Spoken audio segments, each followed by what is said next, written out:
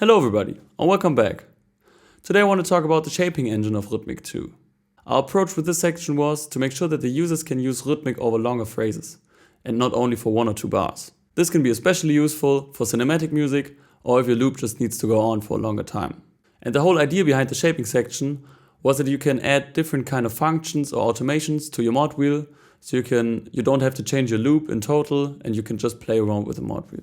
And to make sure that you appreciate it the same way as we do, I want to show you today some of the functionalities of the shaping engine. So let's dive right into it. For the beginning, let's choose a random preset. I will just start with the execution drums preset. You can find the shaping engine on the right side. And for the beginning, let's just preset the whole engine. And let's have a listen to the preset without any shaping going on.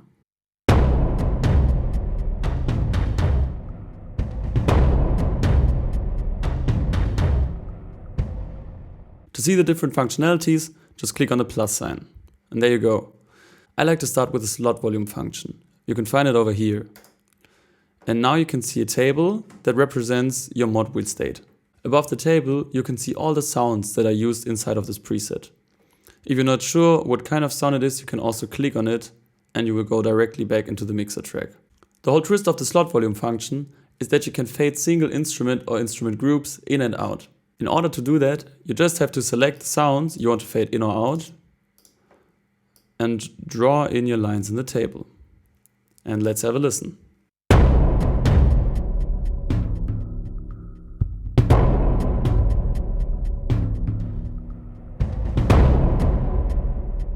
So as you can imagine, while scoring a scene, this can save you a lot of time, because you don't have to edit the MIDI events themselves and you can just play around with the mod wheel. The next thing to do is to use the invert function.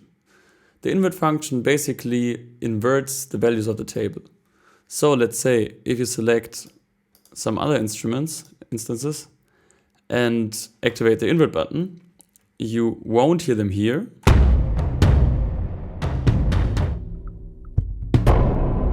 But you will hear it over here. The next function that can really make a difference over time is the velocity function. To find that, just add a new instance and select velocity.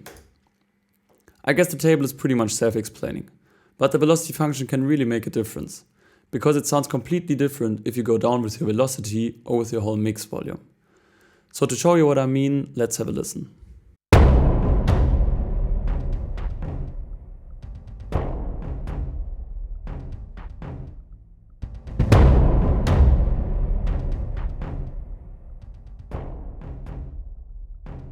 Another thing I really like to do is to mess around with the reverb function. With the reverb, you can change the return signal of the reverb over time. I really like this effect on the quiet parts of the beat.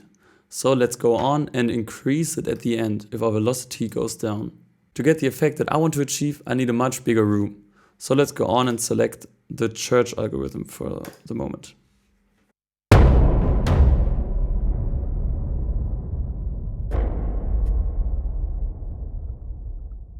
Again, the effect is pretty simple, but sometimes this is all you need.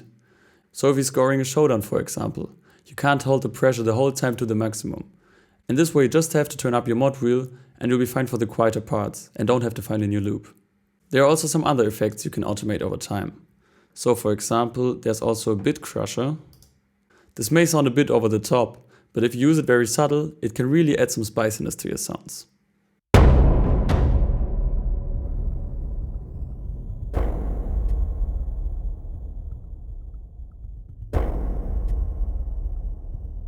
The last thing I would do is to add a low pass. This will reduce the effect of the bit crush and will also bring down your mix even more. So this way you will get even more variation between the loud part at the beginning and the quiet part at the end. So again, hit the plus sign and select low pass. You can also mess around with the resonance. This can also make a cool effect.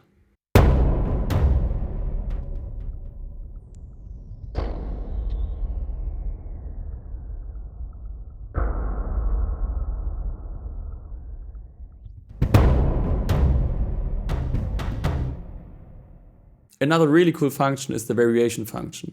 To show you this even better, I will go on and search for a new preset.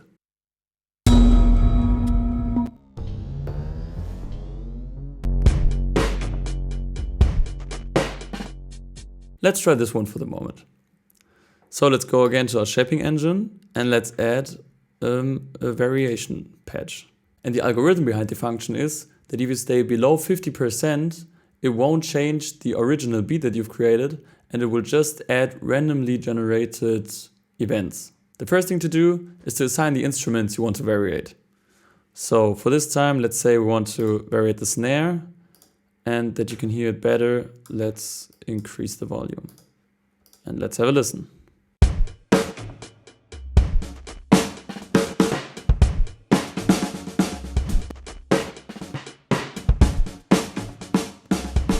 So as you can hear, in the first section it created only a few notes and only on equal steps, so like 4th or 8th notes.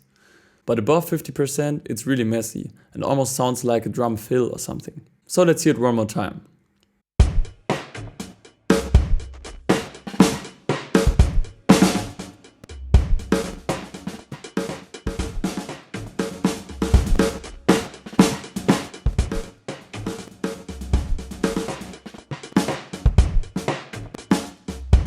This function can really bring humanity to your beats, and no one will hear afterwards if you played the drums live or inside of the sequencer.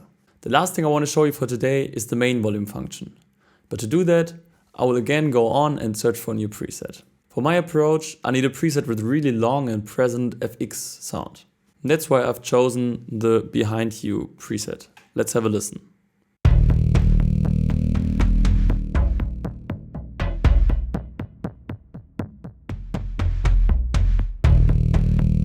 Okay, so let's go inside of the shaping engine and add our main volume function. With the main volume, as you maybe already expected, you can change the main volume. So you can increase it or decrease it. But there's one more thing that you can do with it. If you go on and activate the duck function, there will pop up another table. And with it, you can do stutter effects. So to show you what I mean, let's go on and erase every second step, and let's have a listen.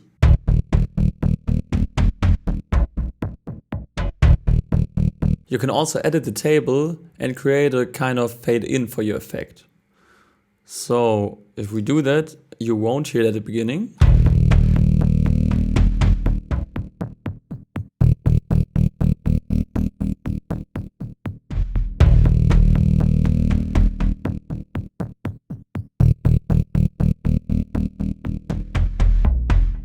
And that's it for today. There are even more available functions for the shaping engine, but these were my personal favorite selection. I hope you learned something and maybe even improve your workflow. If you want even more information about Rytmik 2 or about us, you can visit us on cinematic-instruments.com or check out our other social media channels. Thank you very much.